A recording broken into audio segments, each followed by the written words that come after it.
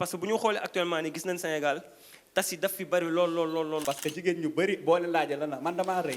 sëy Sénégal tamit dafa metti. loolu moo indi problème bi problème les sources problème bu moo ko andi. góor mooy ñëw fekk ko mu toog si peggu ndeyam mu toroxal ko. lépp loo gis base relation na am communication. xel ñaata boobu ay kaawu divorce moo fi nekk. nangu naa ba léegi li nga wax waaye dama ne la teg xel boobu si jigéen si góor ñi la gën a la ëpp. définition mariage la c'est un contrat. jigéen ñi dañuy teg deal góor yi aussi dañuy teg deal. sëy yi bëggante dëgg doo fa am divorce. ki mën a yëkkati 5 millions jox la mais mën na la dugal fu normal. suñu mun yaayu njëkkee dañ doon naan ñun duñu sëy si dañuy seey si. xam nga léegi xale jigéen ñi dañoo am fit. lu feeñ ci sëy bi rek nuyoo woon na si doxaan bi dañ koo faale woon. jigéen am na solo ci dund doomu aadama lu kenn mënul teggi la. sa goro boo ñëwee da nga koy def ni sa yaay li la warloo ak moom nga def ko mais du force. jigéen du ñu bëggee góor du ñu bëggee. doomu jàmbu ji li nga ko teg yow xam nga ni bu doon yow sa doom lañ ko teg du la neex te loolu dafa xew ci biir kër yi. parce que intérêt moo fi nekk. ku ci nekk góor comme jigéen da ngay nax sa morom. débat bi aussi neex na mais nañ koy delluwaat fi mu war a jugee mooy ci diine. am na yeneen jigéen ñi bëgguñu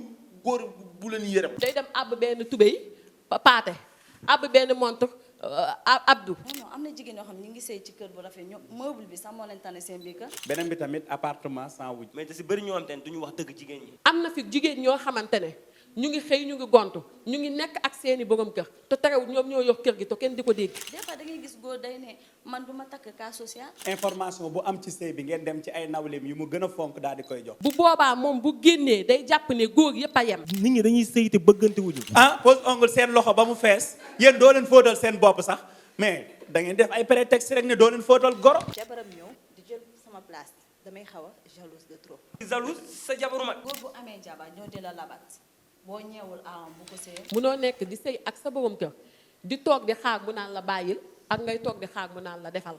am na jigéen yi baax comme am na jigéen yi bon. 15000 francs mun na takk sëy. takk ñaareel nga tas sa sëy après nga dem toppi góor goo xamante ne moom am na jabar. am na benn xale bu góor nag na ba ëmbal benn xale bu jigéen. sëyu njaaloo mun nga ko sëy si sëy boobu. mais yéen jigéen ñi bëgg leen wuti tamit de.